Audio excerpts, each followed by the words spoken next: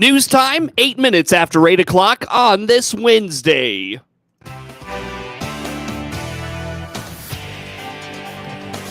Top of the morning from the newsroom of Regional Radio and DeWittDailyNews.com. I'm Seth Lawrence with this expanded local newscast, streaming to Facebook and YouTube, brought to you by Peterson Insurance, your Pekin Insurance agent in Clinton.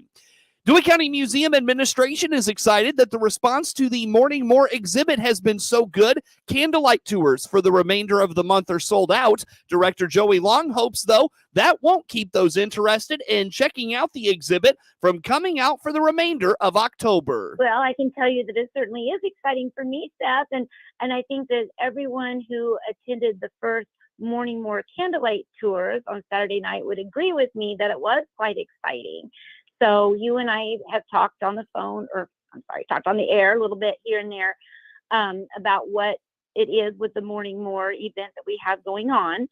All of October, the entire house is staged as if their death has just taken place, and the house is set for mourning. And so you can come by and see that for a daily tour during regular museum hours, or we also offered 4 tours of the home in the evening by candlelight.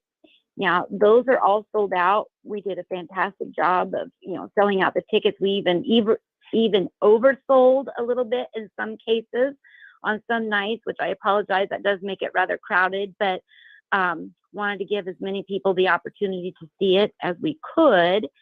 But with that being said, that the evening tickets are sold out, I just wanted to remind people that you can still come and take the Morning More daily tours. Daily tours of the exhibit take place during regular hours of operation at the museum. Long reminds the house is staged in what the museum would have looked like after the passing of C.H. Moore. So those tours, like I said, are available during regular museum hours. So that would be Tuesdays through Saturdays, 10 a.m. to 5 p.m., and then also 1 p.m. to 5 p.m. on Sundays. And the house will be staged in this special way now through October 31st.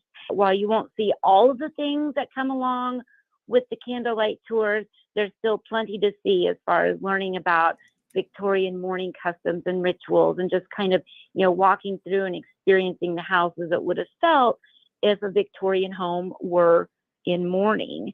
And then we also have something very special in the carriage barn until October 31st.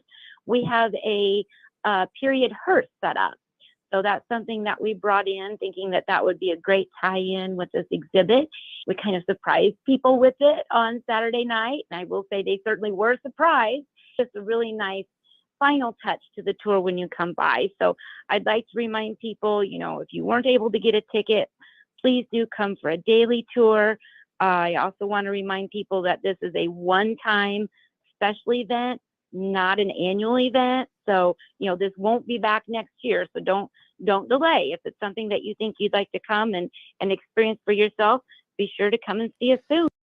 Visit chmorehomestead.org for more information on the exhibit, or find the new DeWitt County Museum Facebook page for the details as well. DeWitt County and the City of Farmer City have secured funding from FEMA for reimbursement from the late June derecho that ripped through central Illinois and DeWitt County. On the WHOW Morning Show Tuesday, Sue McLaughlin, city manager for the City of Farmer City, told Regional Radio they worked with DeWitt County EMA to get grants for the storm that left swaths of the county with significant damage. Yeah, actually DeWitt County, but yeah, it includes us. We're probably looking at maybe a $50,000 reimbursement. If you guys remember the big storm we had at the end of June, and we had a lot of damage. I know that, Wapello was hit really bad. And so we were able to work with, first it was IEMA, Illinois Emergency Management, and DeWitt County. And then we were able to qualify under FEMA's, regulations. And then finally, the president did approve a declaration that we're going to actually get money back, and which is just fabulous. I mean, obviously, cities are hard hit when they get a storm, unexpected expenses. And so It includes like 19 counties across central Illinois. According to McLaughlin, the information they had to submit for the grant funding was rather unique. She explains they wanted to know specific trees that were damaged or brought down, so they had to use Google Maps to get exact coordinates of the locations. You know what was crazy is we had to give them GPS coordinates of every tree. So you had to go up and down the streets on Google and look up the, longitude and latitude. Yeah, it was crazy. I think it's just so that they can prove, okay, yeah, you have a tree there and it must have come down, Pictures, there's, labor, to prove that somebody was working. We had to come up with our payroll timesheets. Then all the invoices for we had tub grinding, which is grinding up the trees and whatnot. Invoices for things like that. So yeah, it was, and then some of it, let's say we had to create power because our power was out. They have this sheet that you can apply. Okay, if you had to generate for 1 hour, you get back, I think it was like $500 an hour because our generators are so huge. And be for a house, of course, it's for a 2,500 megawatt generator. McLaughlin gives a shout out to Micah Gallardo at DeWitt County EMA for getting the information to her. She hopes to see that reimbursement money by the end of the year. Sports is next on WHOW, and get news anytime at DeWittDailyNews.com. Chip Flory here, the host of AgriTalk, the nation's longest-running agriculture talk show. I'm here to remind our listeners on Central Illinois' agriculture station, WHOW, that you can hear our show weekday mornings from 10 to 11 on WHOW's many platforms. On the Big 1520 across Central Illinois, 92.3 FM in DeWitt County, and now on 106.5 FM in Logan County, and on the WHOW app. AgriTalk on WHOW. Do you know what to do when a car is pulled over on the side of the road? Get over! First, reduce your speed. Second, change lanes if possible. Third, proceed with caution. These 3 simple steps can be the difference between life and death. What if it's you that's on the side of the road? Do you want everybody to move over for you? Do the right thing. Slow down, move over, and drive like your life and their life depends on it. This is Noah Atkinson, owner of Lincoln Printers and Sign Designs in Lincoln.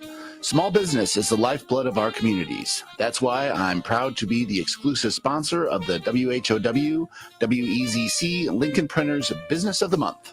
Ed and Crystal Cisnius founded EMC Photography in Clinton to help local families and businesses tell stories in stunning images. From families and babies, seniors, and more, see examples of their spectacular work online at Ed and Crystal, that's Crystal with a K.com. They'll receive a $200 gift certificate good at Lincoln Printers and Sign Designs for being our WHOW WEZC Lincoln Printers Business of the Month. Nominate a business you'd like featured by emailing us at WHOW@randyradio.com. Lincoln Printers and Sign Designs congratulates this local business for their contribution to our community. And for envelopes, wedding invitations, signs, banners, vinyl wraps, and more, find us at LincolnPrintersInc.com.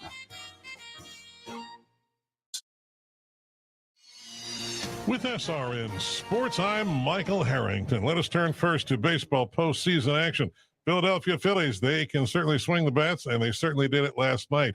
Kyle Schwarber hit 2 of Phillies' solo homers off Merrill Kelly, and the Phillies pounded the Arizona Diamondbacks 10-0. They take a commanding 2-0 lead in the NL Championship Series. Trey Turner also connected, and JT Realmuto had 2 hits and 3 RBI. Philadelphia is now 7-1 in the playoffs, and they're closing in on a second straight World Series appearance. Meantime, the NLCS continues tonight. Rangers at home against Houston. The Rangers have a 2-game stun lead in that best-of-7 series. NBA news with the season just around the corner. Kevin Porter Jr.'s time with the Rockets is over. They have traded Porter and a pair of second-round draft picks to the Oklahoma City Thunder.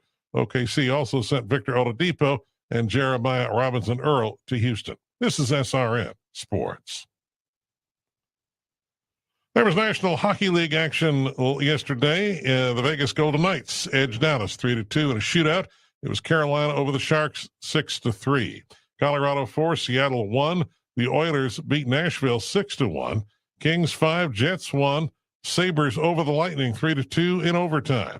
Islanders won, Arizona nothing. Minnesota beat Montreal 5-2. It was the Flyers 2 and Vancouver zip.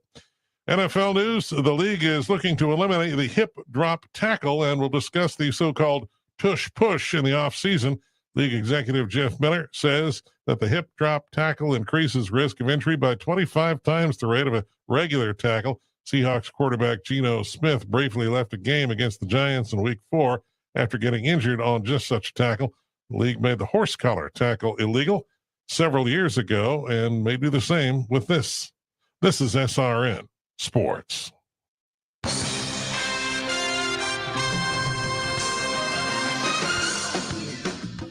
Time now for a look at sports. I'm Seth Lawrence with this report.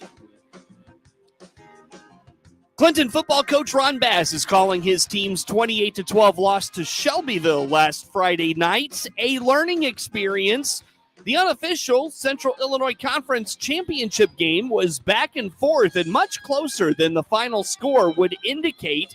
Coach Bass liked the way his team responded at points throughout the night. Congratulations to Shelbyville. They definitely deserve the conference championship, and they're a really good football team. So we wish them the best going forward. There's lots of things that we can learn. We talked a little bit during halftime about what championship teams do, and we'll learn from this and move on. We got another big game next week up in Pontiac. Well, they're good up front. They're strong, and we knew that coming in. But their quarterback's a special player, and he's hard to bring down. He's lanky, but man, he doesn't look very quick, but on the field, it's quick. So, it was a good challenge for us. I like our kids' effort. I like how we responded to some things. Offensively, we were able to make some big plays.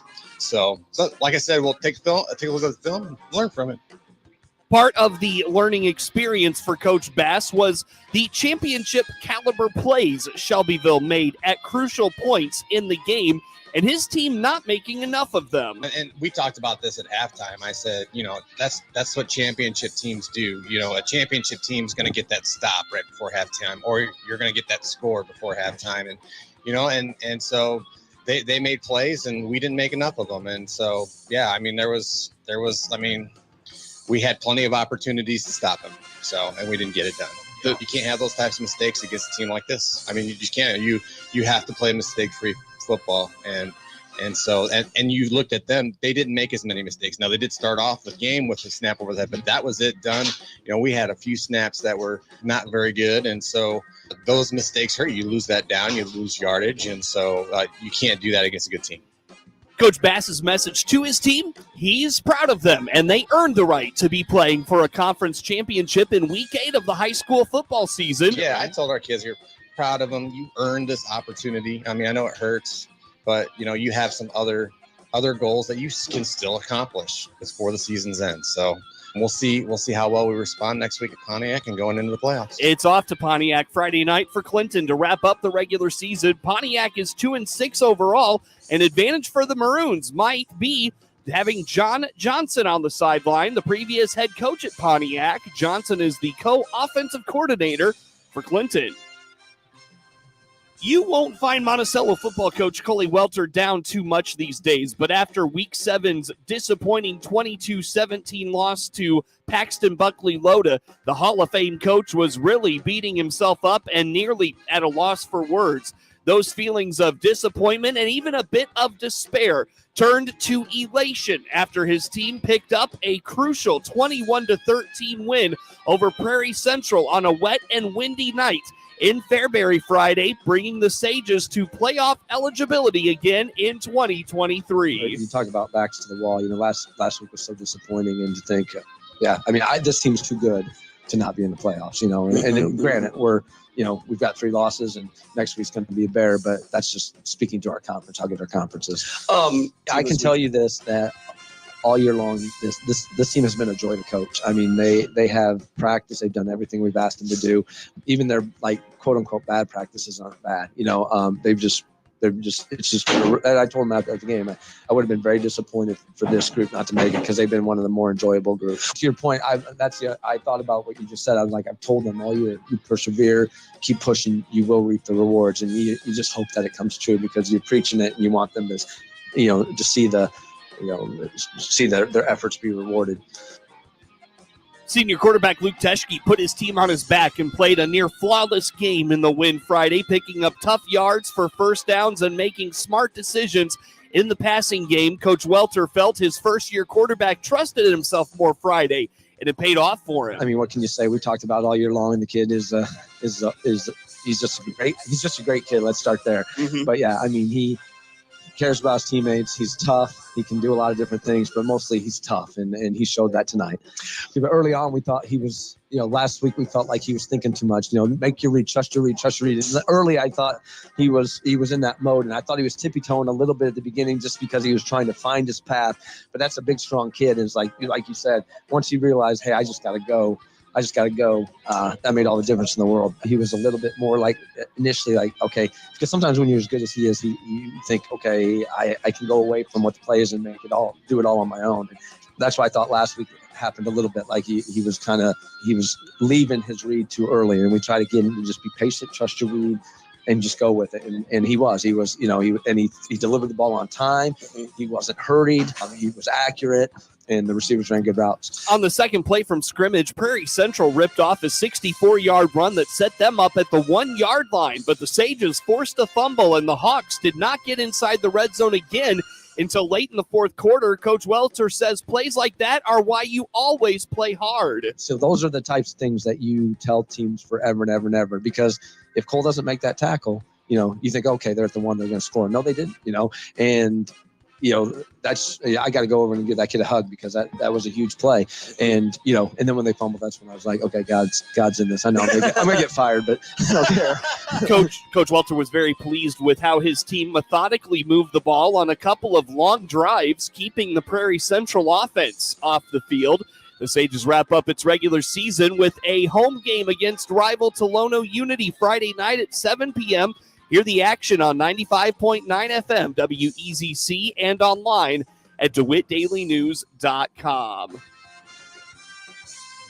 In a game heard on WEZC and online at DeWittDailyNews.com, Monticello rebounded from a slow start and took home a win over Olympia in 3 sets, 25-27, 25-23, and 25-17 in non-conference high school girls volleyball from the Seaver Center in Monticello. After a rough weekend at the Champaign St. Thomas More tournament, Coach Kim Allison was very pleased with how her team showed fight that they have had all season.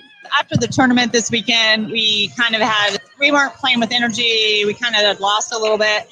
And I think especially that it was finally feeling like we're starting to rebound. I felt we were playing scrappy. We were never giving up on the ball, and we were really mixing up our offense a lot too. So I feel like it was a really good game to lead into the rest of the season. For Coach Allison, this team is different from teams of the past, as they don't seem to get down on themselves, even if they fall behind. She calls beating Olympia a very good win. I think actually at the beginning of the season, I was super impressed with this team, because a lot of teams in the past, if we got behind, we really would fold. And this team just seems to, we focus on the energy on the court should not be any different whether we're winning or losing. So keeping the all the way through. And I could just feel the girls' confidence. They knew they had it. Even after they lost the first set, they were very comparable to us. I was prepared for a tough match. Junior Sierra Downey was named the game's Serve Pro of Piatt-DeWitt County Player of the Game for leading a mid-second set rally and for her play at the net. Monticello wraps up the regular season Thursday at IVC. They then head to regional action play next Monday at the Tolono Unity Regional, taking on Meridian in semifinal play. If they advance, they would play Tuesday night against Champaign St. Thomas More. Hear all the postseason action on WEZC and at DeWittDailyNews.com. Get sports anytime from your computer or mobile device at DeWittDailyNews.com.